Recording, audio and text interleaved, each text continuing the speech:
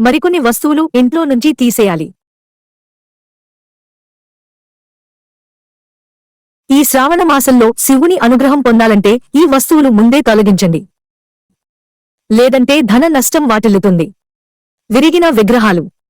విరిగిన విగ్రహాలు ఇంట్లో లేదా పూజ గదిలో ఉంచడం అశుభంగా భావిస్తారు. ఇటువంటి విగ్రహాలు లేదా చిత్రపటాలు ఇంట్లో ఉంటే అది అభివృద్ధికి ఆటంకం కలిగిస్తుంది. అందుకే శ్రావణ మాసం రావడానికి ముందే వీటిని నదిలో నిమజ్జనం చేయడం మంచిది. పని చేయని గడియారం.